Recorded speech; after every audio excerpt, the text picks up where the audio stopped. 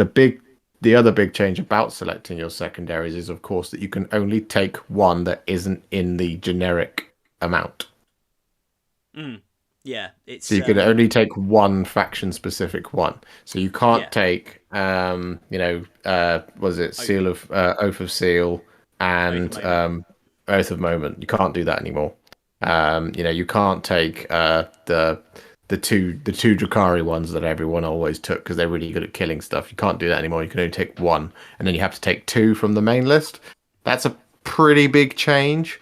For some armies, for other armies like Chaos Demons, for example, doesn't mean anything.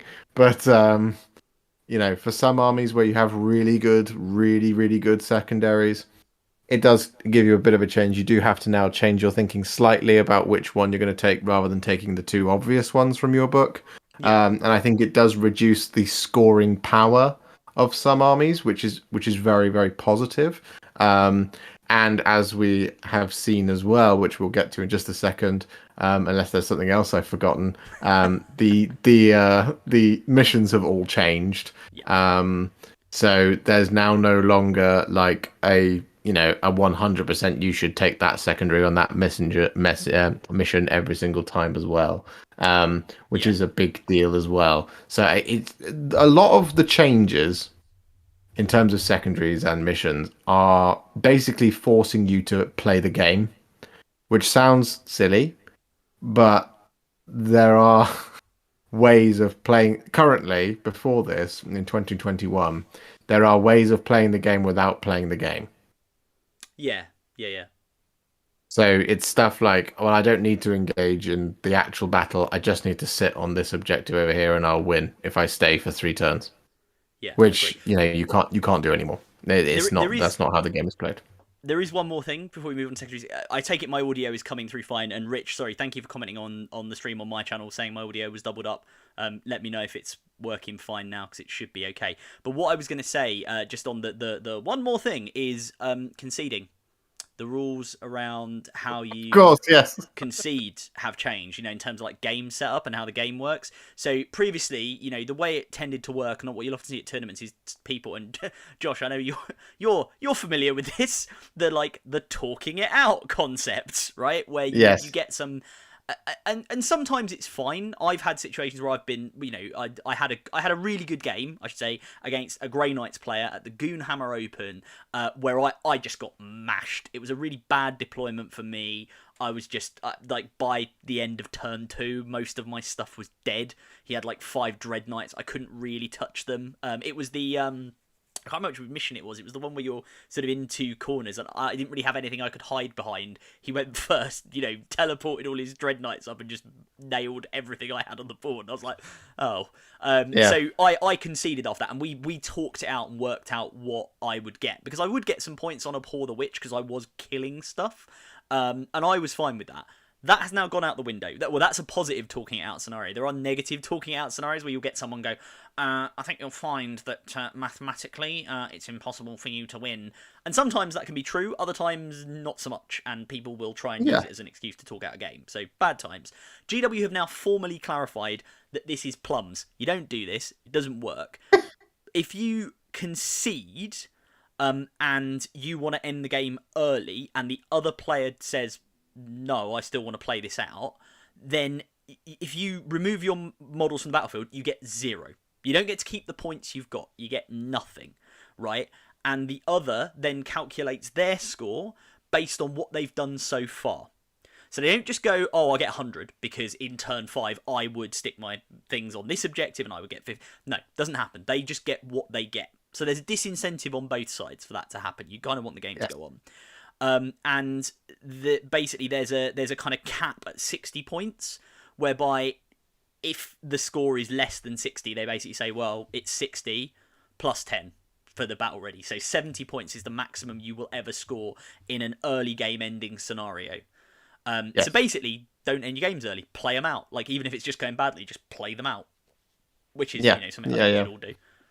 Now, this one is quite controversial, but the controversy I have seen has been from people who think it somehow hurts them. Really? Yeah.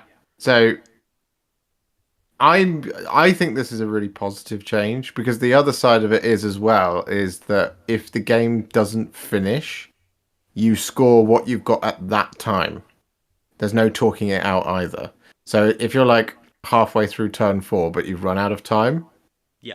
you score where you're at right now. You don't go, well, you're ahead by 20, so let's just talk out how this turn would finish. No, literally right there is where you score it. So it could be that you play to turn 3 and you're in the lead because but your army is decimated.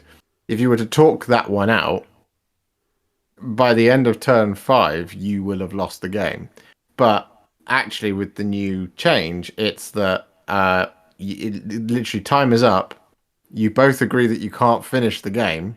You score it right then and there. So actually, there are instances where people will win games because of because they haven't finished the game.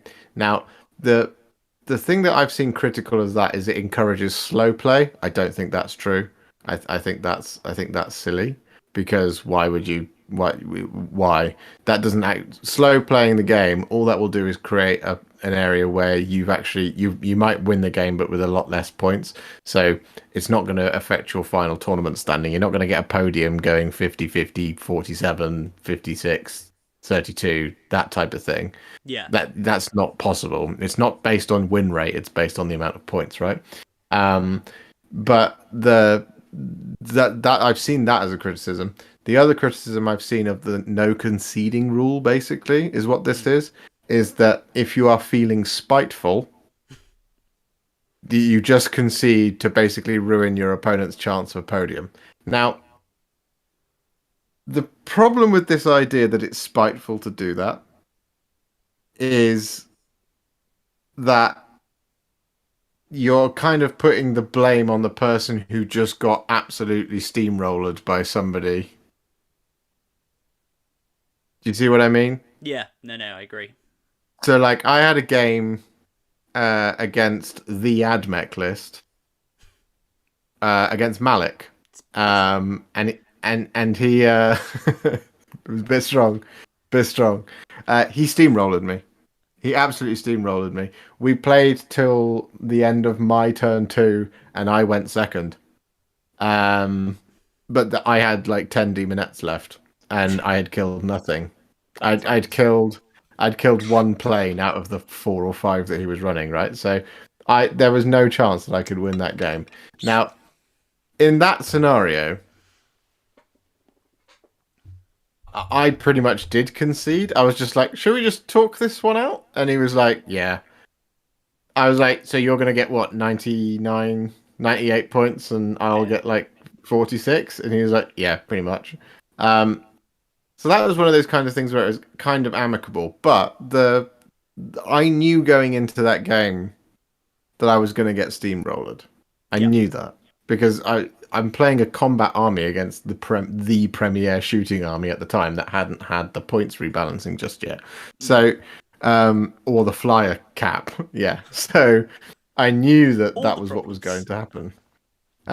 Um, so in that scenario, but like if I'd chosen to, if we'd gone by these new rules and I'd conceded, it's not my fault that he could only score 60 points. Yeah. Yeah. So the controversy, I see this thing of people saying, "Oh, it's for people will be spiteful with it." If they're being, you could Well, you call probably it. argue that it's a yellow card behavior if someone does Yeah. do that out of Yeah. spite. Call a TO. Call a TO. If someone if that's a problem, and I think you're right. I think people who are saying, oh, someone can spitefully concede. I mean, the thing is, the disincentive there for the spiteful concession, as we're now calling it, which sounds like a Drakari relic. The disincentive there is you get 0, you get nothing, right? So if you are trying, even if you're having a bad tournament, even if you're losing every game, you want to get some points on the board, right? You don't want to get Mm. nothing. So the idea that you're going to concede and be like, oh, I'll take a 0 to screw you, no. And if someone does that, it's going to be fairly obvious. And I Yes. think at that point, you just call a TO over and you just say, look, come on, can we just play this, right? to be fair, I also think the changes we'll also discuss about, secondaries and the way the army construction works, the stuff we already talked about, is going to change the game a little bit. So hopefully, fingers Yeah, crossed. Don't hold me I to mean, this. We won't get Rich has steamrolled. pointed it out. Yeah, Rich has pointed it out there in the chat saying the no talking out is great. The concede equals 70 points can be used maliciously to stop your opponent maxing out their score, potentially costing them a podium. Which, okay, yeah, I kind of get. Like we said, we were just talking about it. And he says these days chess clocks fix slow play. I'm not a fan of the chess clock, as we all know, and we won't go into too much detail about that as to why. Yeah. But I get why it's important, and it all comes down to context, right? Like, if it's day two and you've already lost the game, you shouldn't be using a chess clock. But anyway, it doesn't matter. I see I see both of these changes as really good, and I don't see any tournament using them.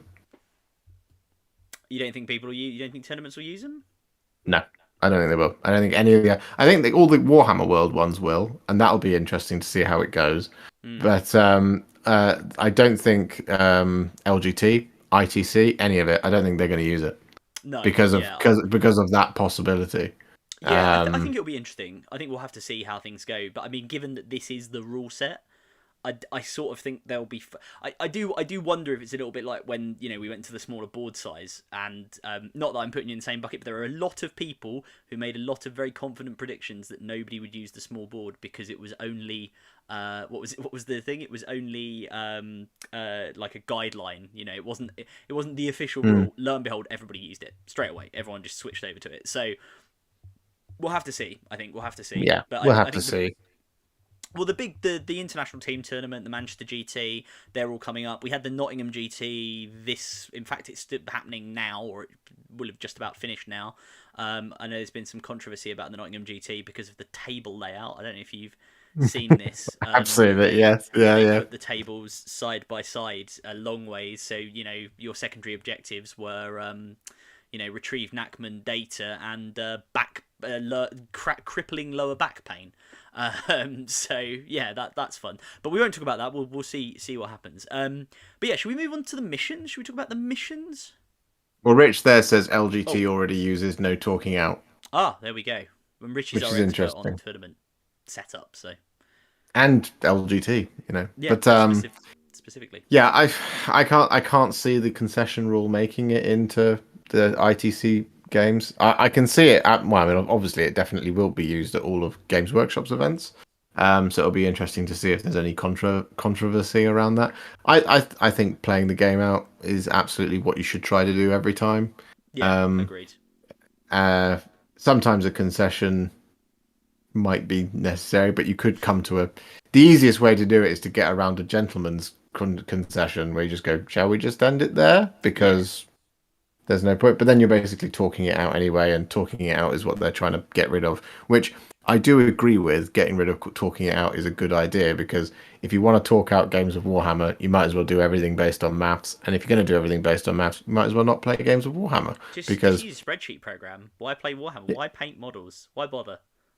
Yeah, well, it's like when someone says mathematically this will kill that, and you say, okay, but what if I roll 6 sixes? And they go, you won't, but I might. There is It's a dice game. It's a dice the game. laws of probability are not on my side, but it is possible, and I have done it. If you if you go to tabletoptactics.tv and on demand watch the game I played against Beard, there were a number of times where it was a case of mathematically I shouldn't roll 3 5s and 6s, and yet I did. Yeah, you did, very much so. But if we talked those out, pretty much it would be like, so we might as well just mathematically decide that the Keeper of Secrets dies. And it's like, well, no, because he might not. He probably will, but he might not, and that's the difference. It's probable and might not. Probability is a fickle thing. Hi, only recently discovered this channel thanks to Tabletop Tactics, says Random Academy Pilot. It's great. Thanks for your work. Thank you so much, Random Academy Pilot. That's very, very cool of you. Thank you for discovering me. I hope you enjoyed the games. I really enjoyed the games, and I need to email them back about going a third time, perhaps to face the spider in glorious angelic combat against his flesh terrors. Yeah, when Spider gets his voice back, I think you should go down there and bring I don't know, would you bring the demons or would you bring the blood angels against these flesh tearers and have a brother on brother fight to the death? Oh, I would take the demons. I take the demons. I would take a huge corn demon army and try and finally claim Seth's soul for the blood god. I like it. I like it a lot. Because I'm that guy. I was gonna say, and people in chat obviously do watching on Josh's channel or my channel. Do drop in chat what you think of the changes so far. Any questions you've opinions, any thoughts you have, very welcome. And obviously we'll talk about them. But yeah, shall we talk about the missions? Because as you say, the missions have changed. Yeah, I think it's worth just quickly so we've touched on the secondaries very briefly in terms of how you select them. Like we said, you can only select one now from your book. So from when it comes out, Codex Chaos Demons, I can only choose one of those secondaries, even though I'm convinced all 5 of them or whatever will be in there will be utterly broken because the Chaos Demons Codex deserves to be the most strongest, powerful book in the game.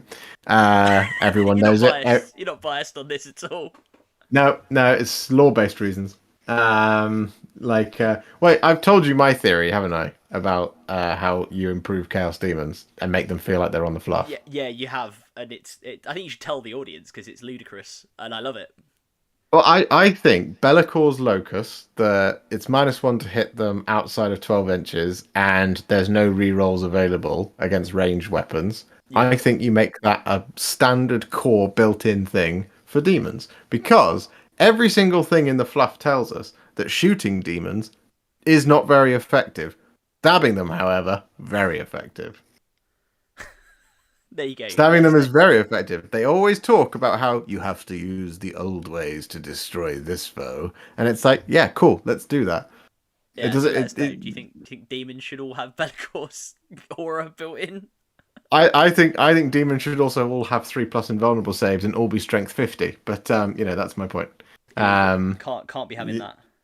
And I think they should all cost 3 points a model. That's not the point. Anyway, even a bloodthirster, especially a bloodthirster. They should actually be free. You should be allowed to take as many bloodthirsters as you want. In fact, you should get rid of the rule of 3 for demons as well. And give them all Titanic keyword, and give them all 100 wounds. I think that would be a very balanced book. I think those are what we would call in Britain brave suggestions, bold, even. Yeah. So you say we've touched on the secondaries. I think it's worth saying the primary objective scoring has changed a little bit for the new missions. So you now have this kind of your 5, 10, 15, so you take and hold, or Dominion if it's, hold 1, hold 2, or hold 2, hold 3. Used to be 5, 10, 15, it's now 4, 8, 12. So that's changed. And where we said they've got rid of the mission secondary, that's because the mission secondary has become a mission primary, almost. There's like an additional 3 points a turn if you do the mission primary as well as the take and hold Dominion thing. So that will get you the 15 points up to a maximum of 45 if you achieve it every single turn, which you might not. Yeah. So I've got in fact Reza is here and he says strength 50 is a bit much. I think strength 49 is reasonable. I would agree with you. 49 is reasonable, yeah. Strength 49 demons. What could go wrong? Mr. Gwatkin says, interesting, no, that's what the fluff says. It does. Throughout the Horus Heresy, it says you must kill them using the old ways. Getting shot into warp ephemera, so. No, I know, but like stuff like the greater demons and stuff, you can't shoot them. They always kill them in close combat because shooting them just flat does not work. The phrase it's basically, you will find this in most books where they fight demons, right? Yeah. He unloaded his entire bolter magazine into the thing's face. He took a step back, panting, knowing that his death would eventually come, blah, blah, blah, blah, blah, blah, blah. He looked on in horror as its wounds began to re-stitch. Yeah, no, true. Every single book, you will see its wounds began to re-stitch, or the grievous blow that he had dealt it with the missile launcher began to reincorporate around the wound. It's like, okay, every single time without fail. Anyway, Demons should be the strongest army in the 40k Well, universe. Anyway, talking let's. talking of demons, just quickly, I've had a comment from my much better half in my stream chat, which says I better not have painted the pointy girl, i.e., this keeper of secrets up here behind me. I have not painted her, and if you want to learn how to paint her, you can go. I say you can go to, a lot of you are already on it, youtube.com/warhipster, and there is a beautiful tutorial that my other half will be following to paint it. Exactly.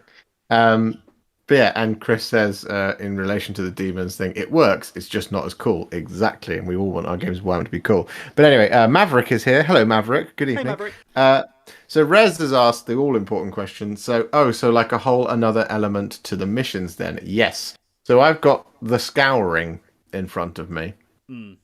which is a beloved mission from the current mission pack that has changed.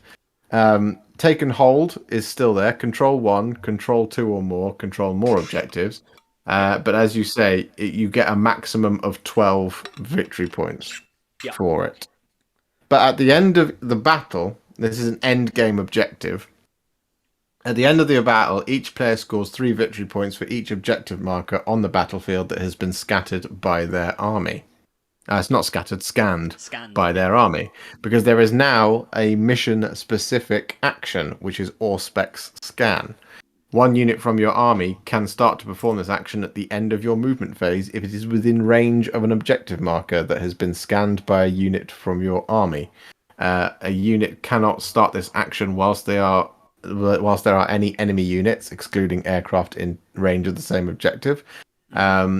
The action is completed at the start of your next command phase or at the end of the battle, whichever happens first, provided the unit attempting it is still in range of the same objective marker. If this action is successfully completed, that objective marker is said to have been scanned by your army. Yeah. So it's you say it's like an additional primary action that you have to do. And I think, to be fair, I think this is a good change overall, because what you often saw, like anyone who's played the 2020 pack, or 2021 pack, I guess, knows that there are some missions where you took the mission secondary. So the one I always think of is priority target. Like, everybody took priority target, right? Yeah. Because it was pretty much a guarantee. You just said, well, the objective that I'm going to hold the whole game is my priority objective, and therefore I get 15 points, and you'll do the same, and that's it, and then we'll just have a scrap over the middle. The other one was Direct assault. Direct assault, yeah. I mean, there were a few armies that didn't take direct assault. I mean, the Sisters not necessarily brilliant on direct assault. They are sometimes, but depending on what they're up against. But yeah, direct assault was another classic one of just like get a unit in the middle, get direct assault, get your points. Unit dies, who cares? Just take the objective.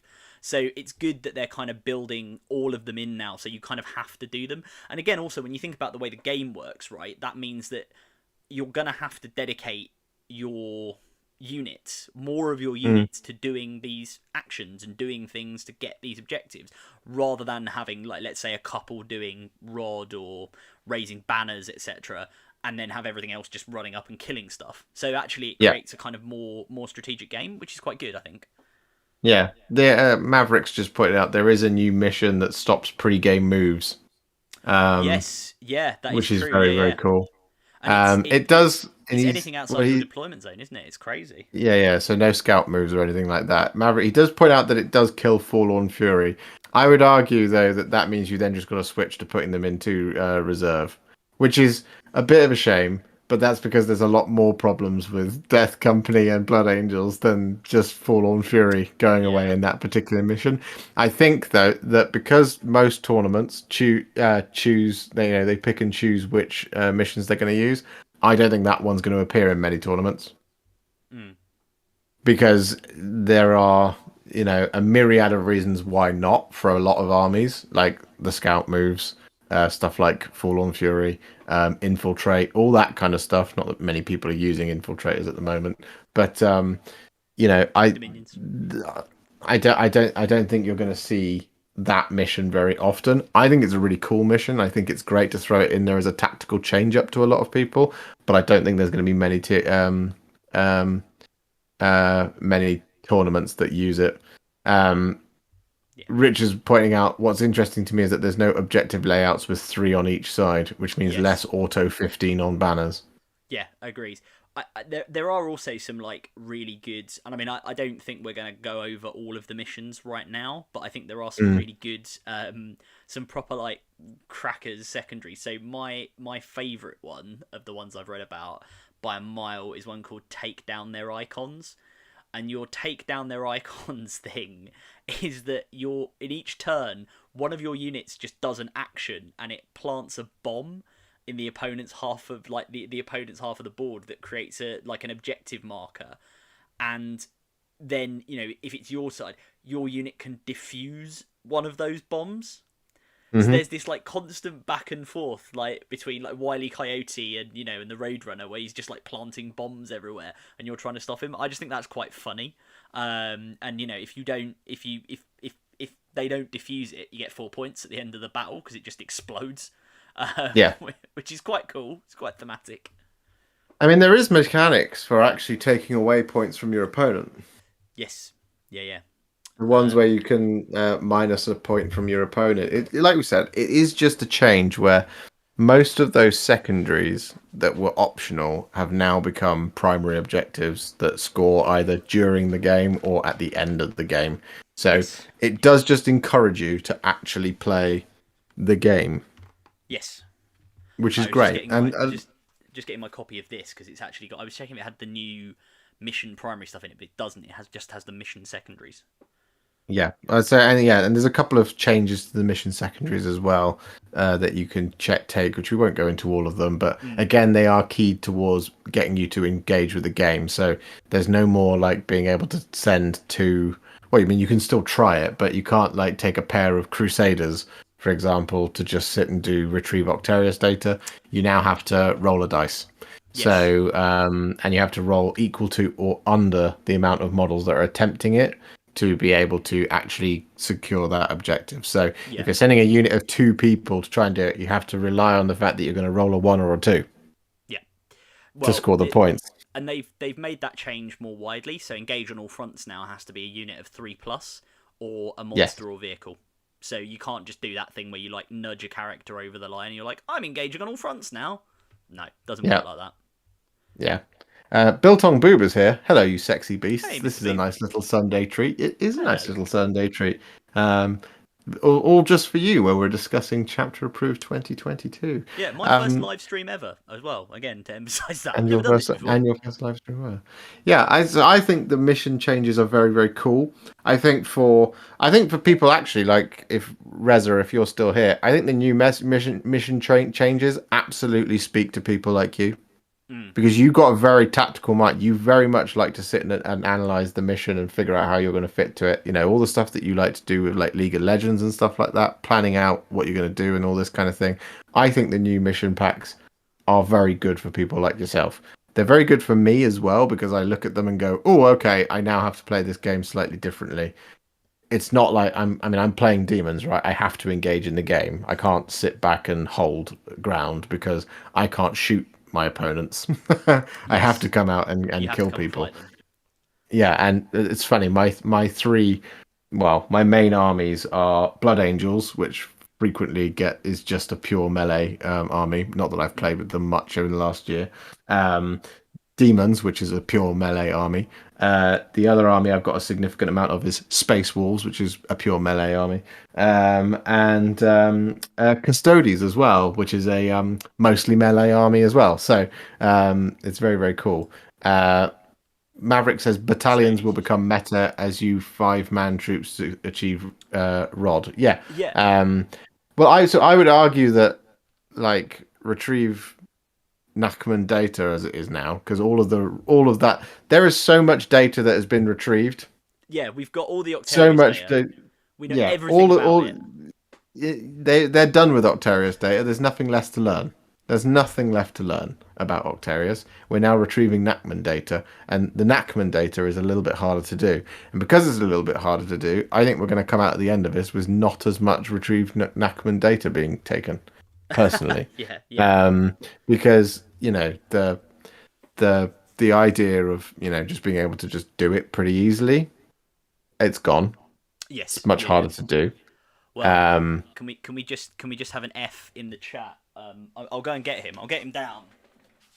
Because the hero, the legend, the lictor. Pour one out for the lictor. The most useful, objective grabbing, little gribbly that the Tyranids had. And now he's in the bin, really. I'm not going to put him in the bin well, because he's a I really wouldn't cool bin model. it.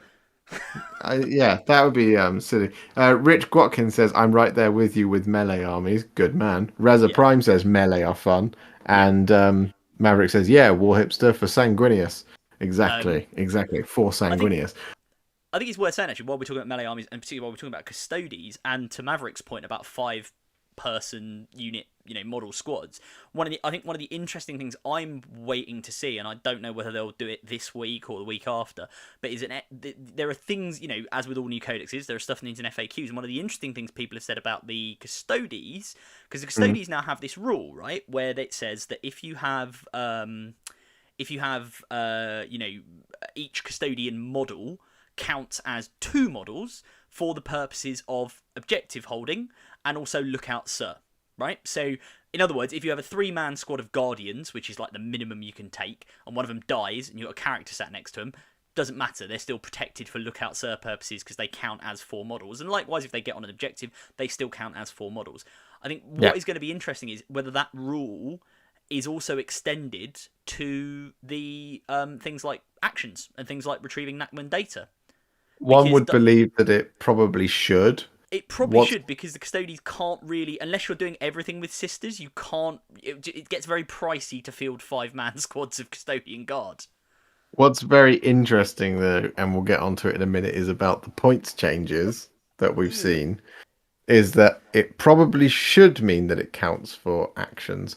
However, because the custodies got a points drop after their book being out for a fortnight, even though the book was supposed to come out a while ago, Mm. one would guess that the question around whether or not it should include actions, they've already answered it themselves, and the answer is no. I would always veer towards that, Oh yeah, yeah, but we'll see. yeah. It might be day one FAQ'd, but who knows? I don't know if it will. So yeah, I shall we? Are we now able to move on to points changes? Yeah, I think so. I think we've. Unless anyone does anyone if anyone has any specific questions about secondaries. Oh, well, actually, sorry, I'll all over the place here. As you can see, very professional for something. It is worth saying that in chapter approved, and also again in this issue of White Dwarf, number 472, there are also faction specific secondaries which we are now getting. So for those of you who have not had a 9th edition codex with faction specific secondaries, you have now all got one. Right, so there are 6 of them basically, and they are. I will run through them very quickly. So there's Path of Destruction for Chaos Knights, which is you score a victory point in the battle round if you one or more enemy units were destroyed by a Chaos Knights model from your army while it was wholly within your deployment zone. One or more enemy units was destroyed by a Chaos Knights model from your army while the Chaos Knights model was more than 3 inches away from your deployment zone. Or one or more enemy units were destroyed by a Chaos Knights model while that Chaos Knights model was wholly within your opponent's deployment zone. Yep. Synaptic Insight for the Tyranids. It's basically you get points if your if your synapse creatures kill stuff. As a Tyranids player, rubbish. I'll be honest, it's pretty rubbish for them because, I mean, apart from maybe a very killy hive tyrant that goes around, but like, it's bleh. And also the enemy has to have a wounds characteristic of between 3 and 5 to even get a point. So, anyway. Chaos Space Marines, the Long War. End of your turn, you score a victory point for each enemy unit within range of an objective marker that was destroyed by a Heretic Astartes unit. And end of your turn, you score 2 victory points if you control 1 or more objective markers that were controlled by your opponent. So basically, get your Chaos Space Marines, Heretic Astartes onto the objectives, cause trouble. Chaos Demons, Josh. Chaos Demons got one. I know. Malefic, I go on, read it because Malefic I think Terror. Yeah, go on. Each time an enemy model flees the battlefield, 1 victory point. Each time an enemy unit is destroyed by an attack made by a Chaos Demons unit from your army, before removing the last model from the battleship, What am I talking about? From the battlefield, roll 2d6. If the result equals or exceeds the current leadership characteristic of the enemy model, score 1 victory point. You cannot score more than 4 victory points from this secondary objective per turn. Leadership. What do we think? Bit rubbish? No, I think it's really thematic. I think it's really thematic. It really pays into the terror of facing chaos demons. The problem is that when you play against certain armies, it's completely useless. Yeah. So, like playing against Deathwing, for example, you're not going to make anything run away. Playing against Adeptus Custodes, you're not going to make anything. It's going to be very hard to make stuff run away. Like, there's ways, obviously, because leadership is one of those very few characteristics that you can modify more than one. Yes. It's not capped. So, like, in my army that I currently run, I can get units within 6 inches of a certain model, Bellicor, down to -3 leadership, and I can get them to -1 to their combat attrition tests as well. That's pretty tasty. Which is very good. Very, very good. When you're playing against something like Space Marines, you kill 3 of them, -3 to that. It's quite easy to make Space Marines run away, particularly they don't get affected by combat attrition modifiers. Anyway, doesn't matter, because they shall know no rules, which means they do actually know rules now. They never used to in 7th edition, but now they know rules. Against certain armies, it's very, very good. Against certain armies, it's entirely useless. Yes, killing the last model is fun, but again, if you're trying to use that secondary against Necrons, for example, you've got to roll over a 10 to score a point. Over Custodes, you've got to roll over an 11. You got to roll box cars. You got to roll double 6 to score that point against Custodes. It's I love the secondary. Don't get me wrong. I think it's really cool. I think you're going to use it against probably other Chaos Space Marines armies. Yeah, or other Chaos Demons armies, because leadership's terrible in Chaos Demons. I think it is interesting as well, because it's worth thinking about what categories they fall into, because it again, not only against some armies is it useless, it's in no mercy, no respite, which is what has grind them down in it, and grind them down because just killing stuff. Again, dependent on your opponent, is probably quite a good one for demons, because that's just what you want to do. You want to get in there and kill stuff. I'll do the last 2 very quickly. For anyone who's an Imperial Knights player, yours is actually really quite good, because the last 2 are good. So this is Yield No Ground. This is Imperial Knights. So this is, if you select this objective, at the end of your turn, you score victory points as follows, for a maximum of 5. 2 VPs if you control half or more of the total number of objective markers on the battlefield, and 1 or more Imperial Knights models from your army are within range of those objective markers.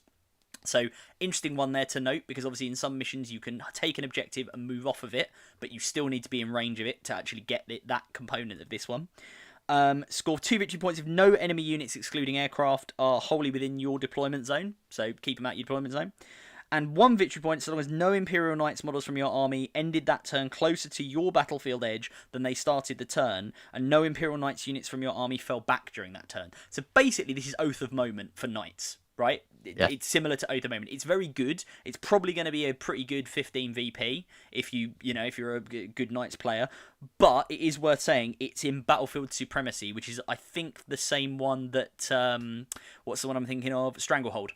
So Stranglehold is in Battlefield Supremacy, and that's often a really good one for Knights, right? Because you just want to be able to run onto those objectives and then just shoot loads of crap that comes at you. But still pretty good. And the final one, which is the Astra Militarum. So for all you Cadian fanboys, Mr. Boob, he's right here. Mr. Boob, Mr. Boob, he's right here. Are you ready? Any guard stuff, mate? There we go. We're going for it. So for the Emperor, very thematic. Score 1 victory point at the end of the battle round for each enemy unit that was destroyed during the battle round by an Astra Militarum unit from your army, to a maximum of 3 victory points per battle round. So your objective is kill stuff, which you're probably going to want to be doing as a guard player with lots of guns. Also, it's in the Purge the Enemy category, which I'm pretty sure is one that none of the other sort of more common good secondaries are in. So, take this. It's really good. Here, look, you can have the card. I'll hold the card up. Get yourself the card. You can use this. Just whack that down when you're playing your games. If you're a guard player, because that is really good. And you'll Yeah, probably get a lot of strong. victory points off that. Yeah, 100%. Right. Sorry, that was a tour through the secondaries. Oh, Yeah. no Eldar, no Tau. Guess why? I can't think why. Can't think why. Can't think why. There might be some books on the way. Who knows? Yeah, who knows? Um, Haven't heard anything. oh, in fact, we actually have. The Tau book goes on pre-order next week. Oh, is it now? Okay, have we now had the Sunday preview thingy where they tell us? Yeah, I'm pretty certain. I was Warhammer too busy Community. trying to work out how to use OBS, so I didn't I didn't see it. But yeah, let's have a look. Oh yes, enter Enter Warzone Warzone Nachmund Nachmund and muster the might of the Tau Empire. There you go. Darkstrider's on his way. What As a is the boss. Ethereal. The plastic Ethereal. You can now get him on his own. Oh man, I've got him. He's sitting in a cupboard up here. What a boss on his little hover drone. The Tau Empire Forge World kits are there. Interesting. So Rez has said, Grey Knight point increases are fair. The point drops I don't think will change anything. That's a shitty Grey Knights player hot take. You're a very good Grey Knights player and you know it. Biltong Boober said because they are poo, which I assume means the Eldar and the Tower Codexes. Yes. Which might be your opinion. I strongly suspect, based on everything I've seen, they aren't going to be poo, I'm afraid. I think they're going to be very hot poo, and it's going to be flying straight at you if you're playing them. Yeah. Unfortunately. Interestingly, I'm just reading this article properly for the first time now. Space Marine Captain in Gravis armor goes on pre-order, as does the new Primaris Space Marines Primaris Ancient, which is very, very cool. And also Order of the Bloody Rose dice set. Yes, yeah, no, oh, Bloody Rose. There you go, Sisters players. Get yourself some Bloody Rose dice. Again, maybe There you go. it's also worth saying as well, while we're just doing this quick diversion onto the preview, that of course in the Warzone Nachmund, which is I think is what we're calling it now in the kind of dodgy Arnold Schwarzenegger voice, Vigilus Alone book. That is the latest version of, we've had Warzone Octarius and Caradon and stuff like that. This has a Bloody Rose Army of Renown Supplement. Supplement, yeah, not Army of Renown. So yeah, Bloody Rose getting some nice bonuses. And as someone who played Bloody Rose with my sisters, I'm interested. Let's put it that way. Hello, Underdog Painting. To answer your question, Rich Gwatkin, did Harlequins receive a secondary? No. No clowns. Again. Who knows why? Who knows why? Who knows? Who knows why? They didn't receive one. Who knows? They're being legends. Sorry, guys. Harlequins are moving into Legends. Oh, that's a hot take. Spicy. But yeah, so let's just quickly touch on the points. Yes. Because that's what people seem to care about the most. There's not many. The vast majority that were done were in the balance FAQ, balance data slate, to the AdMech and the Drakari. The big talking point is the fact that Custodes range got a big points discount. Most things went down and the Blade Champion went up. 260 points. 20-point discount. Why? I mean, I'm not unhappy, but why? On who? This guy, Telemon, went down 20 points. Oh, yeah. Well, because people weren't running the Telemon, clearly. Yes, he's rubbish. T8. He's rubbish. 4 up, Yeah. 2 up, 4 up, 6 up, feel no pain. He's very good. Let's step away from it. Like I said, there's about 100 points changes across the range. Forge World stuff, I think on the whole got cheaper apart from Volkite Contemptor Dreadnoughts. And the Contemptor Dreadnought didn't really get expensive. It's the gun itself went up by 10 points per gun. So it's a 20-point increase on your Volkite Contemptor. There's a number of changes in the Death Guard that are quite interesting. Weird. I don't understand those at all. That's one of the ones where I was a bit like, wait, what? So Plague Burst Crawlers went down by 15 points in the general realm of vehicles getting cheaper. The Foul Blightspawn, who's really very good, went up 15 points. Again, kind of okay because cancelled out by the Plague Burst Crawler drop, and you'll Yep. normally see them together in the list, so it doesn't really matter. Plague, what are they called? Poxwalkers went up by 2 points, I think. Oh no, 1 point. They Yeah, went up to 6 1 points. point. Yeah. And Plague Marines came down slightly. And Blight Lords went up. And Blight Lords are now 5 points less expensive than an Alarus Custodian. I Yes, leave because it an to Alaris chat to ponder custodian. whether that's, for 5 points, And, is an Alarus Custodian not infinitely better than Blight Lord in so many ways? Who knows? yeah, who But knows? yes. Who can figure it out? It's an Um, interesting one. Now we promised that we talk about Blood Angels, yes. We also talk about Tyranids as well. and we will talk about Tyranids. We'll talk briefly about Blood Angels. Um, Yeah, I just say Blood Angels. agree with Richard in the chat. By the way, Death Guard changes made sense. Between 6 and 12 months ago. Now they just look kind of out of place. But hey ho, that's publishing time for you. Yeah. Um, Blood Angels. Blood Angels. Death Company went down by 2 points per model, which is good. Yeah. It's not great because you're not really running Death Company quite as effectively as you used to when they, for some reason, went from being. I just don't understand it. This is Why they like went so. from. For people who've not seen Josh and I talk about this before, or heard Josh and I talk about it, so we talk about it quite a lot. Whenever we say the words 10 models only for Death Company to Josh gets very agitated by it because, and he's right, I kind of agree. They went from 15 to 10. Yeah, For you used to be able reasons. to take them as a maximum unit of 15. Yeah. Now you can only take them as a maximum unit of 5 to 10. And I don't understand why that was done when Scutarii Went to were 20. now went up to 20. I don't quite understand why that was the thing. And then proceeded to be bullshit for about 6 months. Yeah, I don't quite get it, but who knows? It Blood Angels are in a funny place because Space Marines as a whole aren't doing very well. And Blood Angels are a melee-focused Space Marine army. Yes. So they're going to do even worse because if you're trying to take Blood Angels to the top table, you're trying to play a melee-focused Space Marine army against Drakari, for example, or Admech, which have an obnoxious amount of shooting, and they have an obnoxiously good melee.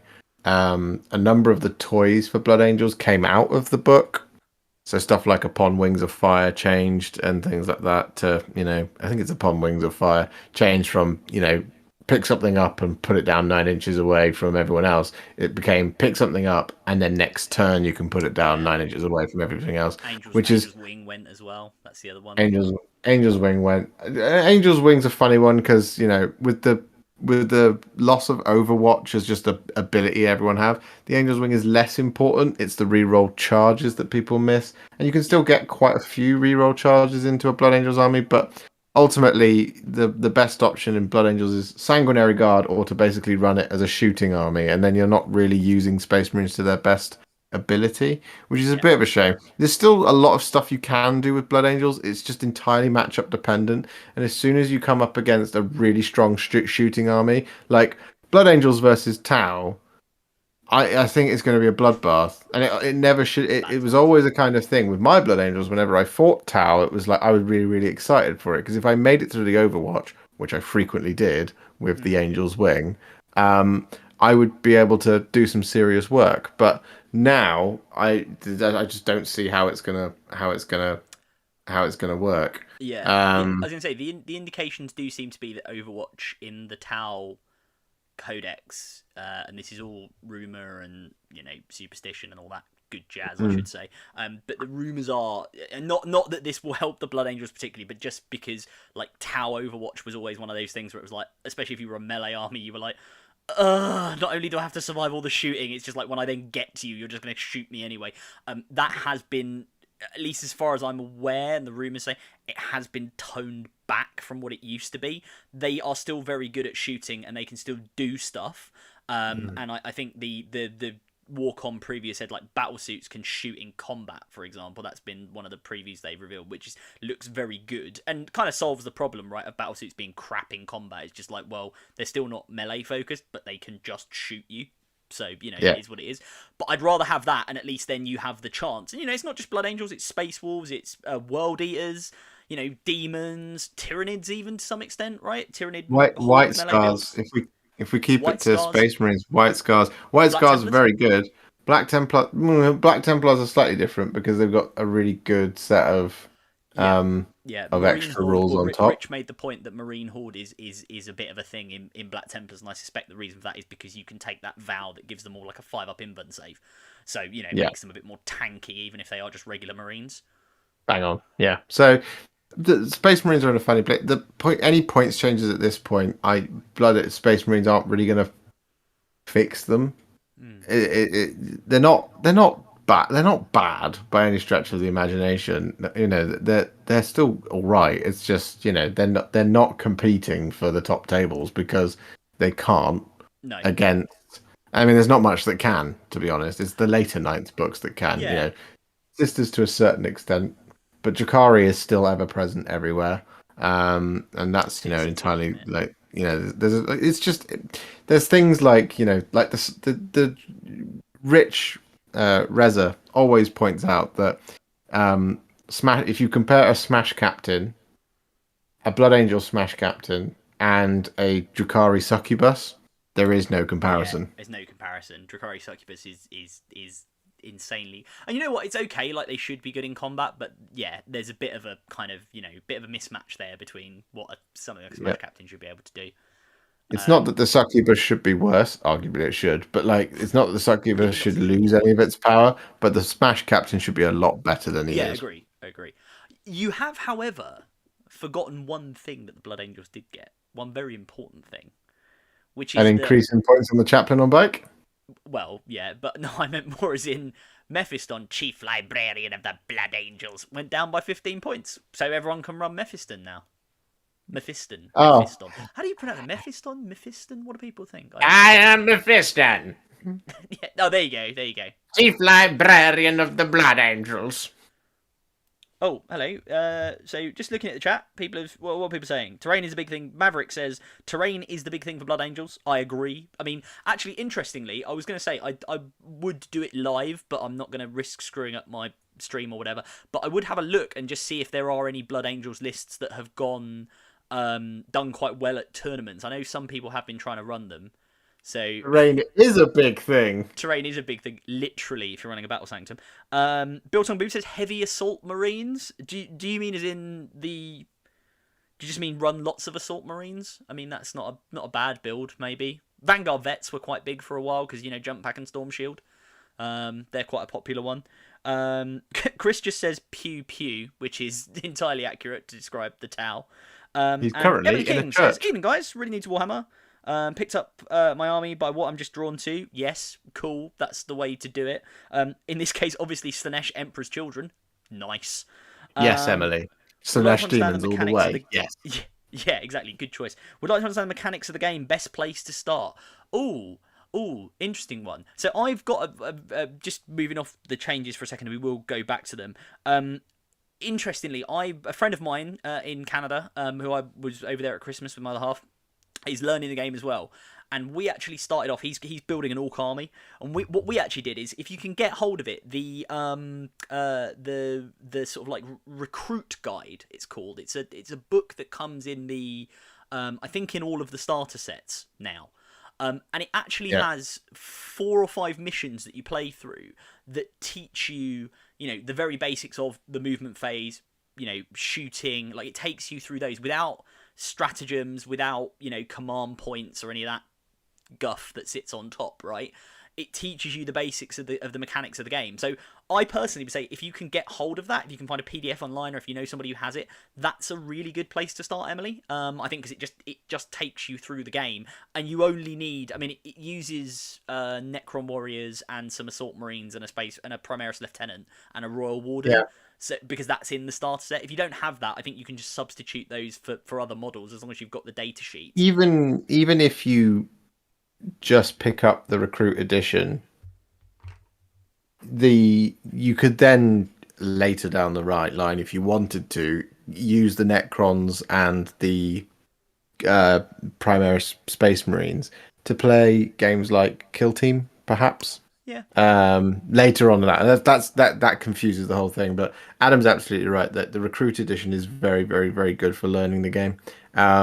The other thing I kind of always sort of suggest a little bit is just kind of, if you've got like a group of people, or you've got somebody that you want to learn to play the game with, or someone that you know really knows how to teach the game, I kind of recommend, don't try and play games that are too big, because can become overwhelming. So I often just say start at like 250 points, and don't worry about making sure you've built the army correctly.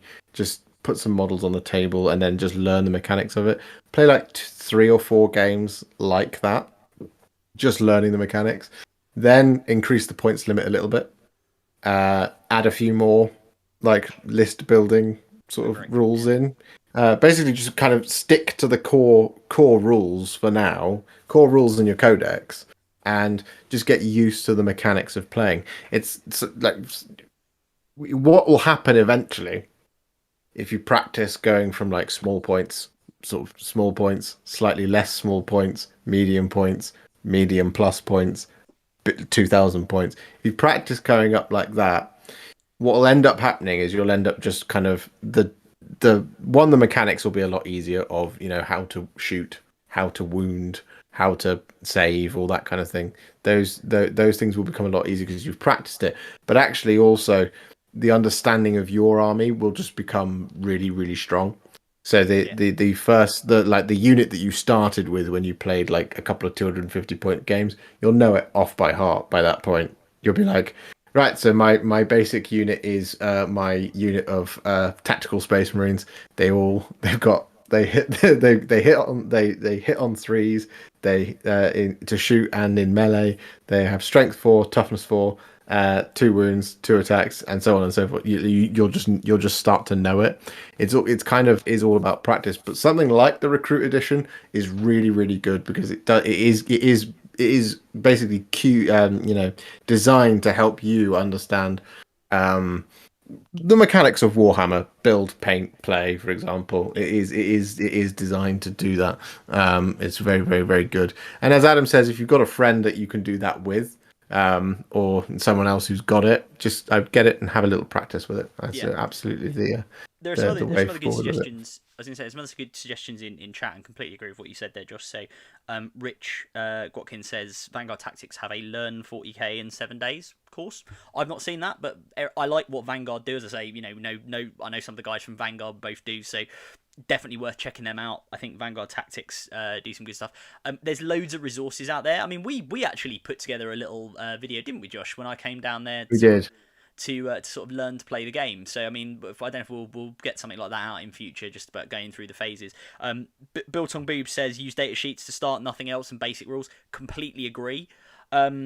I think the other thing to say is that once you've had a few, like something like the recruit, again, we'll use the recruit guide as an example, right? Once you've been through those kind of basic missions and you've sort of just worked out, this is how I move, which, I know sounds incredibly basic, but actually remembering that, there is movement, you can roll a dice to advance. And I must say, one of the interesting things about someone who, sort of knows how to play the game, and when Josh and I tried to make this kind of beginner's guide video, one of the most interesting things was all the stuff we just kept forgetting to think about, because it just kind of you think of it as just part of the way to play the game. So stuff like advancing, having to explain, well, if you want to advance, roll a dice, and then add that number of inches onto whatever your movement is. Stuff like that, little basic things like that. Once you've kind of mastered a bit of that, I think one of the best ways to learn your army, as Josh was saying, to learn how your, in this case, Emperor's Children, Slanesh, what it can do, and have friendly games that build up, is find yourself an escalation league, they're sometimes called. So if you're in London, Emily, the London Wargaming Guild runs one of these. There are others, I'm sure, at local sort of gaming leagues and gaming groups around the country. The way these work is you basically start off with like 500 points normally. Sometimes people do less. And then it goes to, you do a couple of months at 500, so you paint up some models, play with that. Play, in London, the way it's done is you play, or at the Wargaming Guild events, the way it's done is that you play in pairs. So you do 2v2 games, which again is really good if you're a beginner, because if you get paired with other people that are also learning, plus then people who are maybe a bit more experienced, and they have people in the room to give you guidance, you can all kind of learn together, and it's all very, it's friendly as you're trying to learn the game. And then you go up to like 1,000 points, where you then play, just one-on-one, and then you can go up to 1,500, 2,000, whatever, right? And it's a really good incentive to say, okay, in 3 months, I will try and paint, or in 2.5, whatever the timeline is, I'm going to paint another 500 points.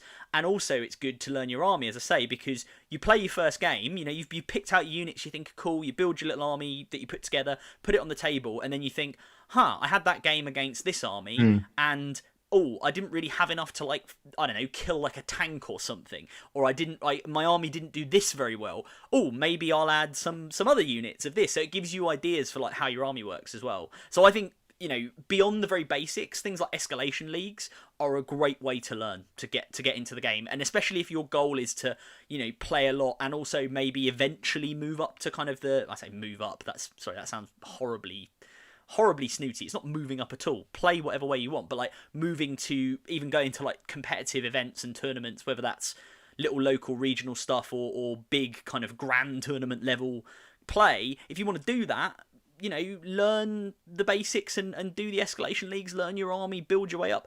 To be honest, some of the best players in the world, the reason they're the best players in the world is just because they get so many reps in with their armies, right? So to give you an example of that, obviously, again, we know they're getting a new book shortly, but the Eldari, the Eldar, there's a guy called Sean Naden in the US who... he just plays Eldar constantly, and Eldar are not a good book right now. Like they're just not a good faction, really, in terms of. I mean, that's Josh is laughing because that runs counter to a lot of chats we've had where I've always said Eldari actually do have good rules, and they do. But in the meta of the game at the moment, the Eldar are not currently performing very well. This guy will still take them to like top tables at tournaments because he just plays the army constantly. He just knows everything it does and how to get every little bit out of it. Obviously that's like, down the road. That's, the crazy world of competitive 40k. But yeah, as a way to build up and learn, recruit guides, play with your friends, escalation leagues, all really good. And also get you involved in a community as well at your local gaming store. So can't recommend those enough. 100%. When you said the best players in the world playing with, because they play their codex all the time, they get lots of reps in, I for sure thought you were actually going to refer to me with my Chaos Demons. But I don't need to refer to you. It's unspoken, Josh. I don't need to call you out on that. I've played like 12 games. I'm not a demons expert by any stretch of the imagination. What's your number one in the world, ITC Demons 2022? You know you're going to do it. Well, maybe. Chris Harkness, though, he's saying, so you're saying not playing for several years and then buying tickets for an event isn't the best idea. Now, I want everyone who just heard what we were talking about to heed the advice. But for just the next 10 seconds, no, Chris, that's the best idea you can possibly make. You're going to have a great time with me, and we're going to have all the fun in the world. And hopefully it's not going to be day one, you versus me, and it's just a coaching game. No, you know what though? I will say, like, there are like, so my Tyranids. I mean, obviously I play a fair bit of 40k when I get time.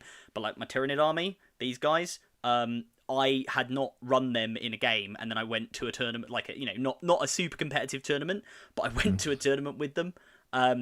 And it was just like, right, let's go, let's see what happens. So it's not a bad thing to do at all. And again, I think there is this, Rich in the chat, Rich Watkin, has made the point about 500-point combat patrol events are great to go to. There are tournaments that are run at 500 points. This gives me an opportunity to sort of. I'm not the weather here. I'm going to point to my silverware on the shelf there. First place in a combat patrol with my sisters. Yeah, boy. It's the only first place I've ever got. So I'm gonna He's also made the point that 2022 will be Team Warhipster's year. It So will be Team Warhipsters, yeah. I think that would be so beautifully ironic if Team Warhipster placed in the top 10 of the ITC rankings, given how much I despise playing competitive Warhammer. We'll have to see what happens. But yeah, I no, love I combat love patrol events and playing small tournaments are great. I Well worth love it. playing games of Warhammer, and I do enjoy going to tournaments. I don't like playing tournament games. It's weird dichotomy of I love doing this and I also don't like doing this. So like the international team tournament that's coming up, or is it internet? Yeah, it is the ITT that's coming up at Northampton. I'm very much looking forward to that.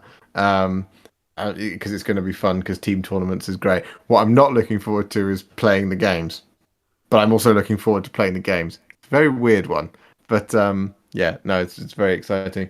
Let's just quickly touch on a few more of the points thing because somebody Yes. made a point earlier that Custodes they did get free Misericordias across the board for some reason. Stabby stabby. The the entire army went up by one attack. Okay, good, I mean, it's awesome. fluffy, right? They kind of should have done that because the whole idea is, if anyone who knows Custodes, the whole idea is all Custodes get a Misericordia. It's kind of a thing Yep. that they have. So it kind of makes sense. They're also, they're all sort of. I mean, they're not modelled with them because you have to put them on, but like I certainly put them on all of mine, even if they're not using them because they just look Same. cool. They're like carrying a little sword around with them. It's designed to help them administer the Emperor's peace to their defeated foes, Indeedy, indeedy. which is very, very cool. But yeah, they're the biggest points drops. The other one is Necrons. They've got a lot of points drops across the board. Some stuff has also changed in terms of how you take super heavies, I believe, as well. Yeah, Um, the detachment for them now rewards you. The like Lord of War detachment now gives you 2 command points rather than taking away command points. So yeah, stuff like which I think is it's interesting because it's you mentioned it with the Necrons because the monolith, the big Necron hovering pyramid of doom, got a points drop, quite a significant points drop. as did the Along with Tesseract Vault, as Tesseract did Vault, the Tesseract Arc. yeah, they all got a points drop. What Yeah, else? Who else got points? Stuff. Admech didn't see any changes. no. Drakari didn't see any changes because we've already seen them. Sisters mentioned Sisters quickly. got So some changes. yeah, Morven so Vile Morven went up. Val. Yeah, Morven Val went up 15 points, which is fair enough. She's incredibly good as a character. Retributors all went up, I think, by like 2 points a model. Again, you see them played a lot, so makes absolute sense. I think Repentia went up, the girls with chainswords. Sacrosanct went And up. sorry, Sacrosanct, yep, 2 points a model. Yeah. Oh, Dominion squads went up. Sorry, and Armorium Cherubs went up 10 points. So that's why the the Retributors are gonna, have to pay more for them. But the Paragon Warsuits, which are very cool, they came down in points. So hopefully we'll see them some more. Yeah. And also the vehicles all got a drop, which I've been asking for a long time. So the Exorcist and the Immolator. It's Both not got. quite what you wanted though on the Exorcist because you were telling me you thought Exorcist should be 25 points. Yeah, yeah, Um, yeah. I think Exorcist should be no. I don't think they should be 25 points, but I thought they were like hilariously overcosted for what they are. Because they went to like T7, which is fair enough because it's a Rhino chassis. It's not like a Lehman Russ. But then come on, guys, like lower. They don't have non-line of sight shooting like a Whirlwind. Like just lower the points a little bit. But they can do it. the They have to pay for it at Stratagem. best points change that we haven't talked about, Adam, Oh yeah. in the Custodes book, Oh yes, yeah. He's on the shelf over there. the Venerable Land Raider. Oh, okay, not what I was thinking of, but yeah, Josh really likes Land Raiders. Anyone who's watching this The channel Venerable knows Land Raider went down. It is now 265 points. It's a bargain. stop Buy trying to make now. Land Raiders happen. Now in stock. Buy more. Buy now. Buy Stonks, now. buy some Land Raiders. You want Land Raiders? I would say one that you're more likely to see if you're playing them is Trajan Valoris. Nah, I he's think that rubbish. I don't want Trajan Valoris. Trajan Valoris quietly is rubbish. He came For down by one 10 points. Trajan Valoris, you can you're about 100 points shy, but you can almost take a venerable landlord raider, and a venerable A land raider is better landlord than raider. Trajan Valoris. He comes around and delivers your rent. He's a venerable landlord raider. He comes around and delivers your like eviction notice at the end of a Yeah, bolter. the venerable land raider is now 265 points. Yeah, I mean, again, for It's very good. 105 points less, I could have probably the best character in the game right now. No, For people who don't know, Trajan Valoris, I should say, I know Josh desperately wants to talk about Land Raiders, but, you know, it's a Land Raider. land raiders. But Trajan Valoris is probably point for point the best character at 160. He was good at 170, he was really good, and at 160, he's basically an auto include if you're a Custodies player. He gets like 2 Warlord traits, he regenerates CP, he can like fight twice once per battle and mess around with his moment shackle ability. He is a beast in combat. He's like strength 10, AP -4, flat 3 damage or something with a lot of attacks. You know, hitting on 2s. He gives out a reroll hit rolls of 1, reroll wound rolls of 1 because he is the captain general of the Custodies. He's really, really, really good. And at 160 points, he is a bargain if you're a Custodies player. You know what makes Trajan Valoris even better? What's that? If he can sit in a land raider that has 4 las cannons. Jesus Christ. Yeah, I mean, yes, yeah, fine, okay, I'll accept that if he can sit in a Land Raider. If you have You strong take opinions on Trajan Land Raiders, please Valoris. let us know. Take Trajan Valoris and put him in a land raider, and he is the most unbeatable combo in the game. Yeah. Drakari better watch out. They better not cry. You Because know. Trajan Valoris is going to walk out of a Land Raider and murder them all, yeah. Exactly. Exactly. A venerable land raider. It's venerable. You have to take it. I think we Respect should... your elders. Respect your tank elders. The land Yeah. raider. 265. You watch. Custodies land raider meta. It's on its way. Yeah, I mean, there are some other changes that are worth talking about briefly as well. The Dread Knights have all gone up for the Grey Knights, so Dread Knights have gone up by 10 points. Interceptors have gone up by 2 points, so they're the kind of zippy guys. So Reza, if you're still in the chat, if you're still watching, sorry mate, Dread Knights are more expensive, but then again, too bad, sorry. But then again, when you combine that with the detachment rules now, which we were talking about earlier, that's going to have a bigger impact, I think, on Grey Knight players, as well as the points changes. Terminators, I think, went down, though, so there are other options. Imperial Knights, your like flavors of Moiraxes with lightning locks and Knight, not Moirax, Knight Magera, is it? I don't know how to pronounce it. The knight that everybody always runs, the Forge World Knight, basically, has gone up by like 20 odd points, and the 2 guns that you always stick on the Moirax, which is the other sort of Forge World Knight build, which are the Volkite and the Lightning Lock, have both gone up by like 5 points. So the Vieux yeah. So yeah, what's it called? The Vieux The Vieux Yeah, the French gun. The French gun. Le gun au français. Oui. Yes. So there was some changes there. There was actually a couple of Tyranids have had some bumps up in points. Yes. The Hive Guard have gone up by 5 points each per model. The Dimacaron has gone up. I mean, not surprising. The Dimacaron is a ludicrously good especially with Crusher Stampede now. Like, it was good before. Now it's slightly insane. Dimacarons, people don't know what Dimacarons are. It's the big one that sort of is like on its hind legs going like... whereas that one behind me is a Scythe Hierodule. And they didn't go up, which is quite cool, because I like my Scythe Hierodule. Interesting though, in Tyranids, is it the Ravener? Raveners have gone down. Yeah, Raveners have gone down. Now, Raveners are an interesting choice. Raveners are basically the warriors with snake bodies, and they're very quick. What's weird about it is I think they have come down, but the bigger impact, the most impactful change is basically that all their weapons are now included in the cost of the model. So it's actually an even bigger drop than it otherwise looks on paper. Yeah. And that's interesting because Raveners, people weren't really running them, but there was always this kind of... They were always teetering on the edge, especially with the new Leviathan and Crusher Stampede, because being warrior-like bugs, they have multiple wounds, so you can take them in a Crusher Stampede. And sorry, just for anyone in chat who doesn't know what a Crusher Stampede is, it's what's called an Army of Renown. It's one of these like special, army builds you can build subject to certain conditions that was released in a White Dwarf, which is basically just big bugs only.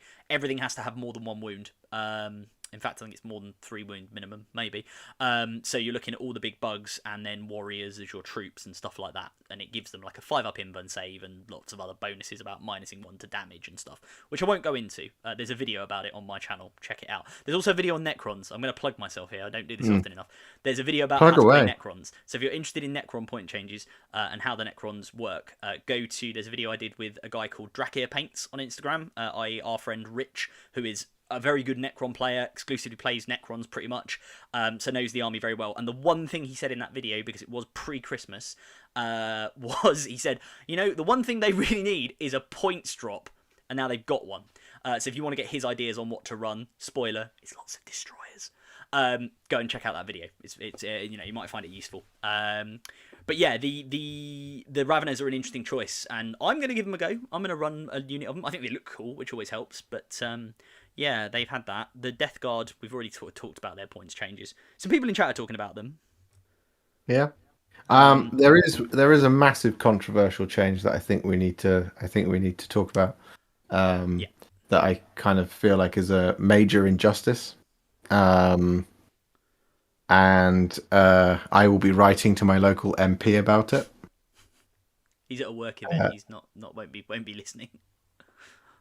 For some reason that I cannot fathom, they decided to punish possibly the 2 worst models in the Chaos Demons Codex.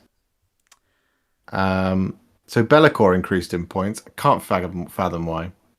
You weren't seeing Be'lakor anywhere. Be'lakor's terrible.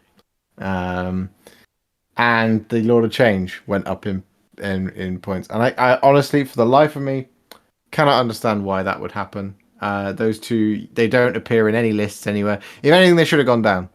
I feel like a fair price point for Be'lakor. If the rumored changes to, if the rumored points amount for the Tau Hammerhead is correct at being 145, I feel like Be'lakor should be like 95 points. He's not very good. You absolute scrub. How dare you try and justify that nonsense? 95 points for Be'lakor. Get out. Go on, you did. Disgusting behaviour. If anyone ever tries to tell you that Be'lakor or some nonsense like that should be 95 points, tell them to leave the room, because they're taking the proverbial Michael there. Yeah, Be'lakor did go up by I think 20 points. It's fair enough. He's really good.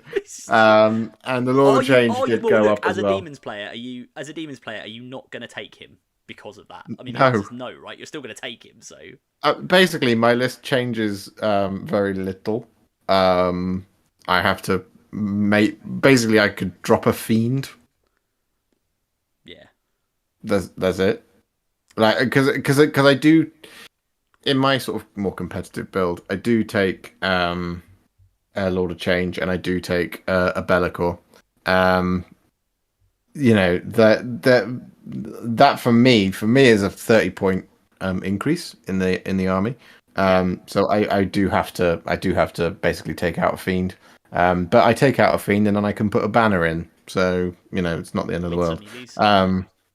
Yeah, it's okay. But Be'lakor does need to be 380 points. I think it's 20. I think he has gone up by 20 points. Quite pushed, isn't he? Yeah. I mean, he's probably at the higher end of acceptable. Like I said, I think 95 is fair, but 380.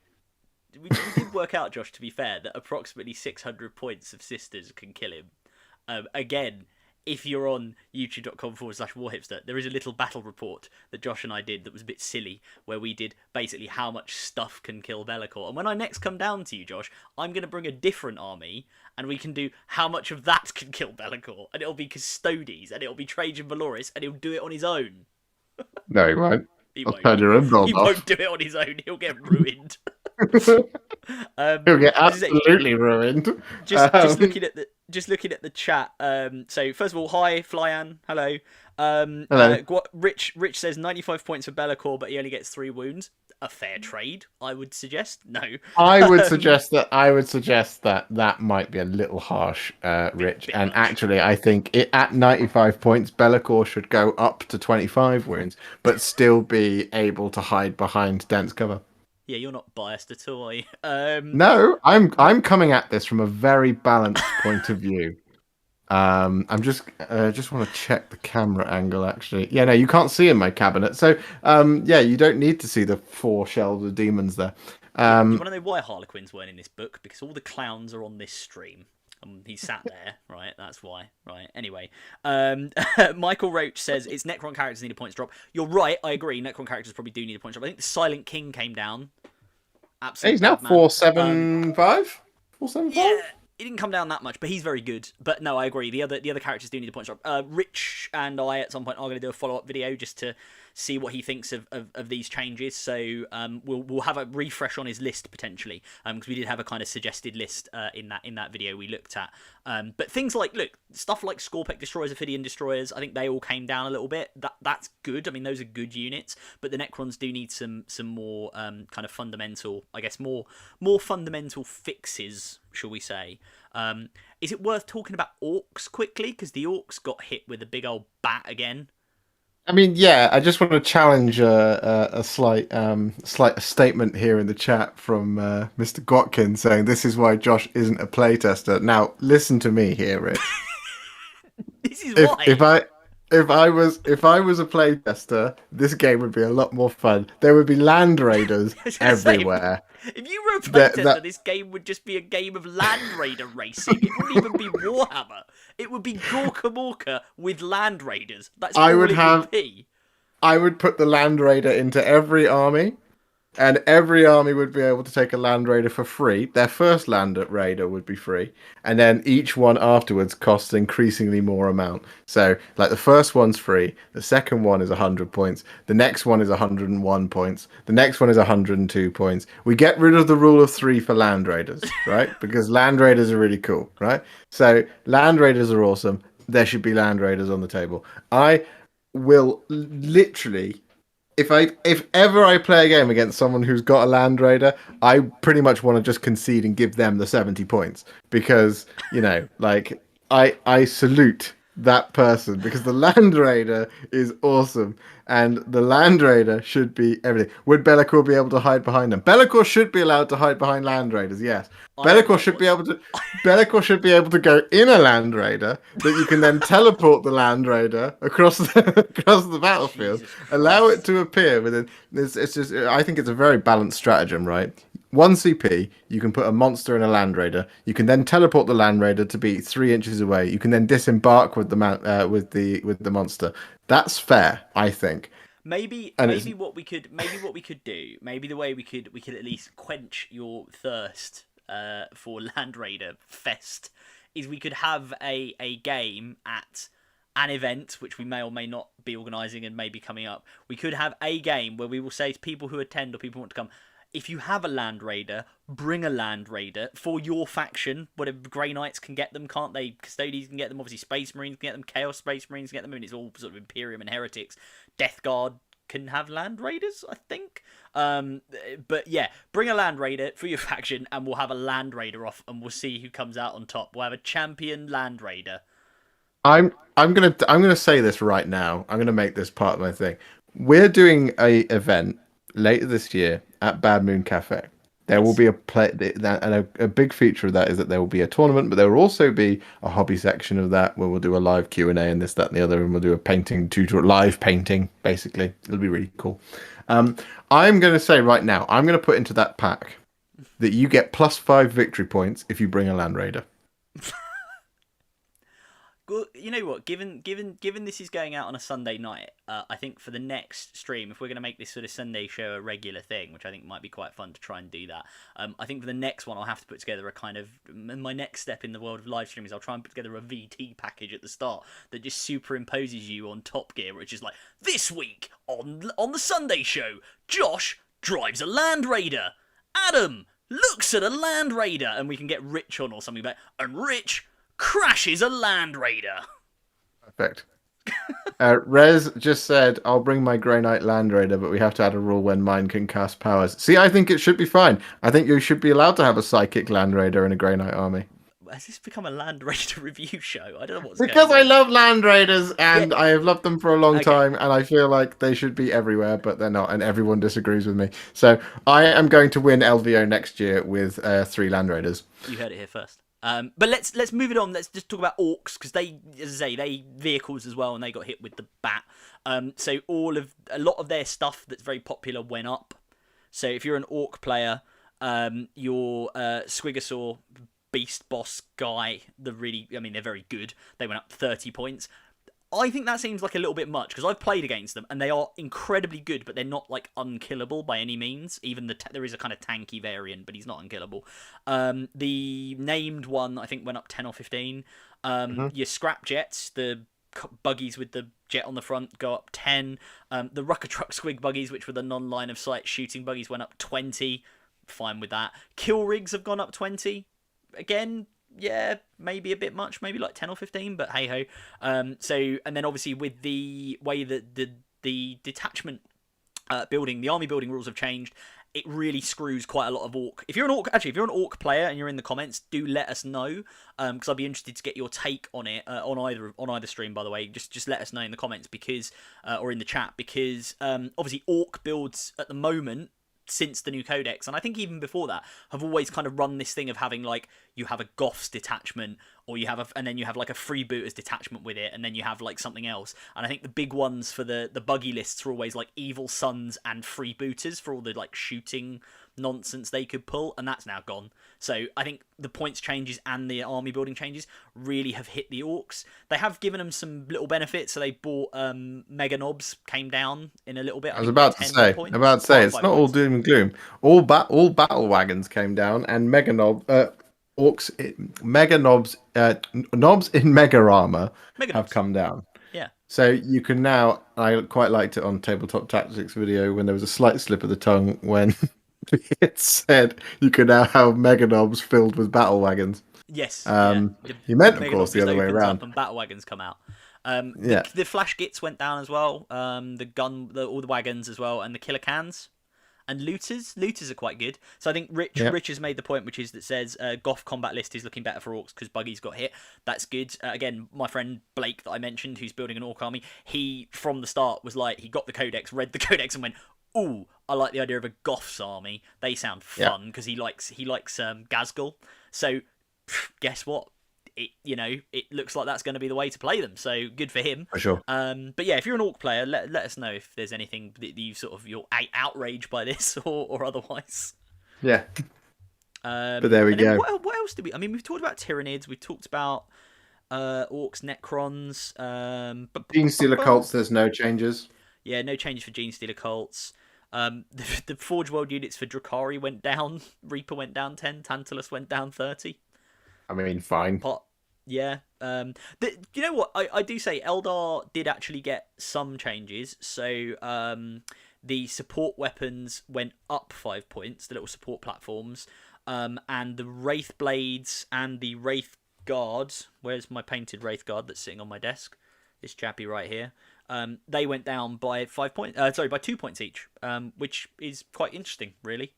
Given that again we know there's a book around the corner for them, and also the Hemlock Wraithfighter, which I know people remember the Hemlock Wraithfighter. Put that dragon away. I know people remember the Hemlock Wraithfighter. The Hemlock Wraithfighter was like the bane of 8th edition, like my life and everybody's life, even though I have one and I ran one, because people used to take those annoying Eldar flyer lists where you got them to like -4 to hit. And then they just sort of flew over you with their Hemlock Wraithfighters and did psychic powers and then murdered you with death flamers.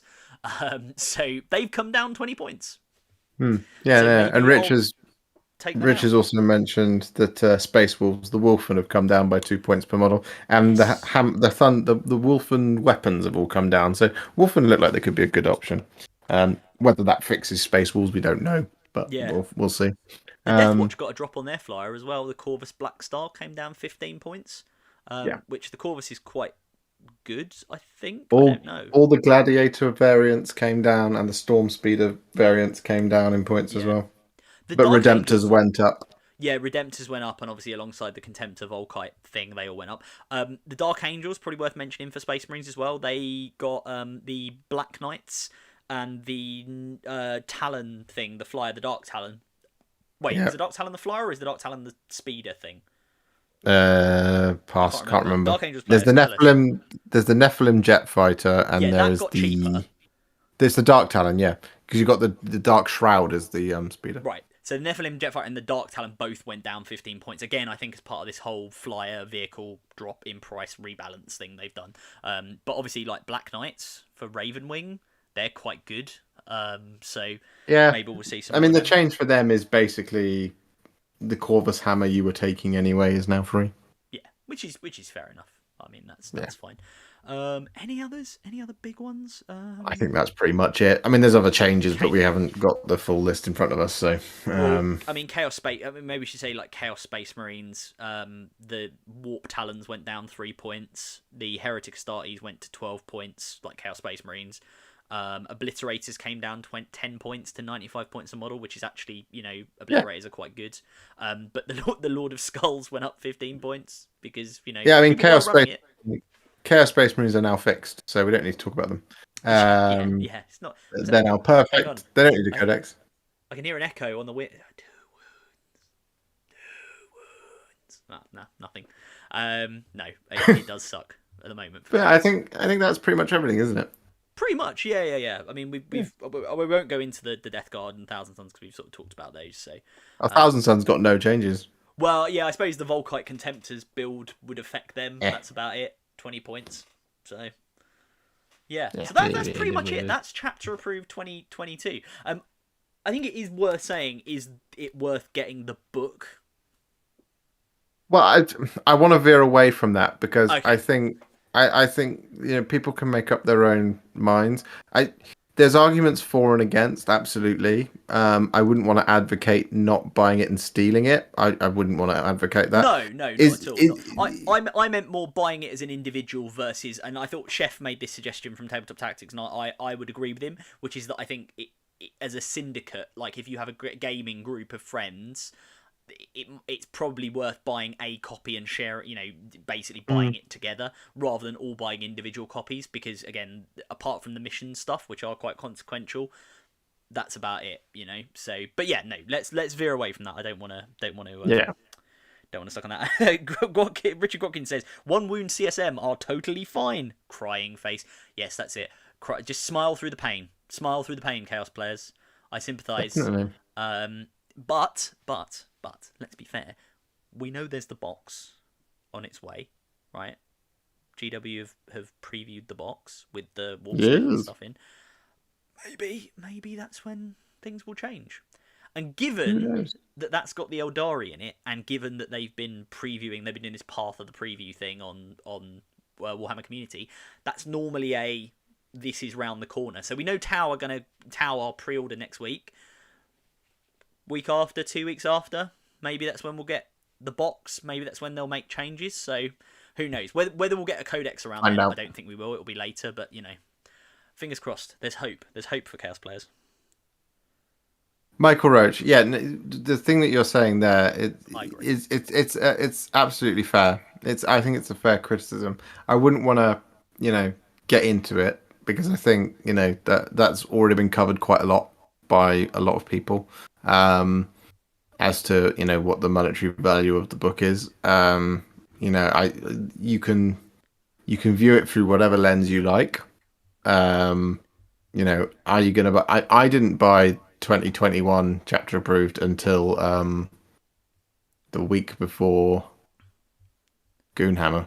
Yeah. So if I was discussing how the missions work with you. Yeah, I didn't know how to play. I didn't know how to play the game. I kept saying, "So what are secondaries?" And this lot were like, "Well, you select one of these." I was like, "Yeah, but why can't it just be First Strike, Slay the Warlord, and Linebreaker?" And you all kept looking at me like, "We don't know how to answer that question without being really horrible to you." I was like, "Slay the Warlord. There's a name I've not heard in a long time. Of course, I know who he is. He's me." Yeah, no, it was a bit of a trip into the past. I was gonna say on a more sort of amusing / positive note about chapter approved 2022. Can we all just talk about the cover art and how Abaddon he's looking like a big boy, isn't he? He's looking like a big lad. He's been, I don't know if he's just been eating a lot of donuts in the warp, but he's like a couple of steps away from a Blight Lord as far as I can see. He's Definitely a bad. Yeah, it is, isn't it? He's yeah, lost the sword. and he's lost Dracnian. He's just lost it. A I was bit gonna say confusing. in other news as well. Obviously, as we say, the Tau Codex they've said is going on pre-order next week. Dark Strider is the very cool looking model. If people haven't seen, the updated model of Dark Strider is also going on pre-order along with the Tau Empire Ethereal on the hover drone. I think we already mentioned. And Yes. the Combat Patrol Tau Empire. So I think this is interesting because if you think about it, a lot of codexes have come out and we haven't got the Combat Patrol for a little while. Custodes, I think Genestealer they're Cult, catching new up. one. They're catching up Sisters, now. yeah. Whereas now they're catching up because this is saying Codex and Combat Patrol same time. Which I think was the case for like the Drakari, for example. So this is them getting Yeah. back to normality. And Rich has raised a great problem. I know we keep dancing around this issue on the price of the book. Rich has raised a great point here, saying funny how people who are saying don't buy are advocating for subscription services when buying it is the same cost as a subscription for 6 months, which hits the nail on the head pretty much. Yeah, Um, yeah, it's if true. you don't buy this because they should be on a subscription service, but you would have to pay for the subscription service. So it would pretty much cost. And we're moving towards a season-based thing anyway. We'll see how that goes. I suspect it's either it's probably an experiment to see if it works. And let's remember that ninth edition probably has another 18 months left to go before we start looking at 10th edition. edition if we look at kind of historically. So realistically between now and then that 18 months, that's four. No, it's not. There's this book plus three more technically. Yeah, But I would say it's probably this book plus two more because there won't be one when you go straight into the new thing. So I don't know. I don't know. I would do, to coin a phrase, I would do your own research. yes, But I think if you're not going to any tournaments in the next 3 to 4 months, you don't need this. no, yeah, you're all If right you're with that. going to a lot of ITC tournaments, you will need this Yeah, because no, you you just do. will, unless they update their rules pack saying you don't have to bring a copy of Chapter Approved.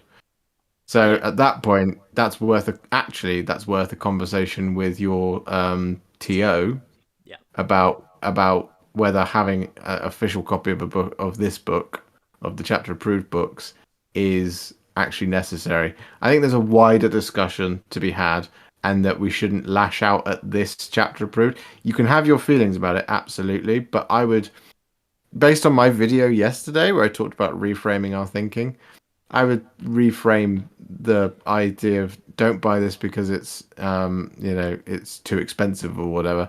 If that is your thinking, I would encourage you to maybe try and think about it slightly differently and just ask yourself if you need the book, sure, then you need to buy it. But then channel that feedback into something productive. Maybe yeah, for yeah. Games Workshop, perhaps. Just send them like a little, not to the customer service. Don't abuse anyone like that, No, but just no. like a kind of just give your honest but fair and balanced feedback. And if you're not going to go to anything that's a competitive grand tournament, you said something like the other, I think it was last night, Adam, where you said that you need this to play match play, and I said, well, sort of, but you can use the 2021 book, Yeah, but you yeah, can also true. use the core book Core book if it's edition. just Yeah, playing at your local club. If you're playing games of Warhammer at your local club and you're always playing cutting edge meta, you need to go to a different club. yeah. Yeah. I think it is you know, worth saying to your point there as well. Like, guys, don't. I mean, not that I think anyone on the kind of the good people that interact with these streams would ever do this because you're all lovely people. Don't start abusing the guys and girls in Games Workshop and people on the customer service team who are normally really good as well, by the way. Like, it's not their fault. It's also not really the rules writers, I don't think. Like, there's obviously been delays, there's obviously been problems, so whatever the views on this and on the pricing and stuff, it's none of them. And, you know, and don't abuse anybody, but also don't direct it at them, because it's not, you know, it's not the like guys running the social media accounts, especially, Yeah, right, for sure. who are the ones who are going to be at the receiving end of it. So yeah, definitely. And again, to reference your video, right, the reframing how we look at things and thinking about mental health, like, you know, it's not, be calm, be happy. I was gonna say, on a positive, non-chapter approved related note, and also Rich says, keep this community positive. Agree. So on a positive note, one of the things that I thought was really interesting about this preview for next week for Tau is this mention of Forge World. And why I think that's interesting is because what it says is, while you're on the Games Workshop web store picking up your Tau Empire goodies, you'll also be able to grab some advanced kits from Forge World. So, are they saying they're integrating Forge World into the GW store for this release, at least, right? They're going to have some Forge World models that are going to be listed on the Tau section on GamesWorkshop.com. Because obviously, people who don't know, for anyone in the stream, and I'm sure everybody knows, Forge World is a separate division of Games Workshop and has a completely separate website, and it's really annoying because you have to like log it. You can't, you know, let's say you're on the website, you can't go on GW, add a load of plastic models into your basket and then chuck Forge World in at the same time. You have to do it as like two separate purchases, which obviously drives up delivery costs and things like that, although Forge World is expensive enough that most of the time it will qualify for free delivery. So this sounds like there's a bit of integration going on, which I think is really interesting, because we've had rumours for a very long time that Forge World will be rolled into just Games Workshop, into Warhammer. So maybe this is an early indication that things are going that way. So a bit more of a kind of corporate, you know, what's happening with the way we buy things. But that's interesting, I think. Yeah, absolutely. No, and yeah, so like, you know, the capture to prove you're not the a capture robot. proving not a robot. Yeah, I mean, that cool. has If been a anyone has bit. gone on Forge World and had to identify boats and buses, I'm really good at that now. I can pick out a pixelated boat from a distance. I absolutely can as well. But I'm you know, price of the book aside, I find talking about prices of Games Workshop products is a very difficult thing to do, because, you know, it costs an amount. It is the price of doing the thing that you're doing it in the way that you're doing it. And there's ways to enjoy the hobby without doing it the way that product makes you, well, not makes you, but that product gets you to do it, as it were. So it's all entirely avoidable. If you don't want to buy it, don't buy it. If you do want to buy it because you're going to a bunch of tournaments where you have to take a copy of the book, then you probably have to buy it. There are no purchases in Games Workshop that are mandatory. Let us remember that. Yeah, so I think yeah. I mean we've been going for, you know, nigh on just over 2 hours, so I think that pretty much wraps up. I just say just to finish off, I guess we should just finish off, if we're going to make this a feature of the Sunday show, because it times quite nicely.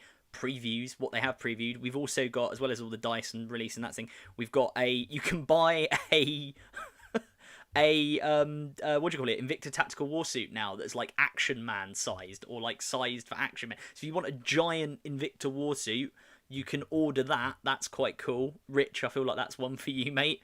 If you're a Blood Bowl player, there's the 2021 Almanac supplement, which is coming out. I played my first game of Blood Bowl ever when I was in Canada, because my other friend Pat is learning to play Blood Bowl, and I must say it was a wonderful game. So if anyone's a Blood Bowl player, likes Blood Bowl, let us know. Let me know. Comment. You know, let me know what you think is good about it. What's the best way to get started? And Black Library have got the brilliant Git Slayer, which is brilliantly titled Git Slayer, which I think you'll be into, Josh, because it's about Gotrek. Yes. And it's Age of Sigmar. And then other than that, there's some sort of Warhammer crime or Warhammer horror stuff, and then some translations into en français. So we've got the Hellwinter Gate, otherwise known as La Porte de l'Hiver, en français. Terrible pronunciation there, but yes, we've got some other stuff. So a lot of stuff to be excited about, a lot of things to be enthusiastic about, and obviously, moreover, the changes with CA 2022, we're going to see an impact on the game shortly. So yeah, that's that's it, I guess. So yeah, that's it. Do watch Josh's reframing how we look at things video. It's really, really, really good. I can't emphasize that enough if you haven't watched it already. Go and check it out if you're on his chat. Obviously, just look in his stream. And yeah, I'm 10 subscribers away from 800. So if anybody wants to go to youtube.com/5minute40k and drop me a subscribe, that would be lovely as well. Because I'm trying to make content when I can. I'm pretty busy, but I do try and do stuff, and I want to do more live streaming like this now that Josh has shown me how to operate the various buttons that I have to use to be able to make this work, which took an inordinately long time. So yeah, check me out over at 5minute40k. There's some lore videos on there. There's some unit videos as well, rules, tactics, things like that. I'm going to try and do more of those for the chaos for the Custodes Codex, which I've got in my hand because I'm messing about with my Custodes army, so I'm going to do some more of those as well. So do check that out if you're interested, please. Please. Absolutely. I echo all of that sentiment. And yes, just a quick thing. Emily says, I'm a counsellor, so a big supporter of mental health. This has been a welcoming community to come into, and it was a pleasure speaking and hearing you speak tonight. Certainly helped me. Oh, that's very kind of you. I'm glad we can help. Thank you for joining us. Chris says, you should have far more subs, Adam. 5minute40k is a great concept and brilliantly executed too. I completely agree. My videos agree. aren't all 5 minutes. I just want to caveat with that. This lawyer in me. I just want to caveat they're not all 5 minutes. I try and keep them to that. Some of them are a bit longer because 40k is a topic that I can talk about, as we've seen tonight, for literally hours. So yeah. The videos are either 5 minutes long or they only have 5 minutes worth of good content. No, I'm joking. Oh, I mean, you're not wrong. I'm joking. Your videos are brilliant. You're an excellent man. You're a wonderful person to do this with. And as you said, it is 9 o'clock now. It is time for us to end. So thank you so much for hanging out with us, Chapter Approved 2022. Do leave a like on the stream. Do comment below if you enjoyed this type of thing, and we'll do a lot more of this going forward. And just let us know if this is the type of content that you like to see, and if you enjoyed it and felt like we did a good job explaining the thing. We certainly hope that we did, but we don't know for sure because we were in it. This is how he and I talk all the time, so we basically just switched the cameras on and hoped that it would work. And after a lot of playing around, it sort of did. Yeah, so good stuff. But we will see you very, very soon. I've actually had a painting in my video yesterday about reframing your thinking. Heartily recommend that if ever you need help just to kind of think about how to exist in this world of Warhammer quite positively, which is what I hope we did for you tonight with Chapter Approved 2022. On that note, it's time to end. Do go and subscribe to 5minute40k. Do make sure that you let us know if you enjoyed this one, and we'll see you all next time. A similar Warhipster time, a similar Warhipster channel, or a similar 5minute40k time, a similar 5minute40k channel. You see where I'm going with this. Happy wargaming, everybody.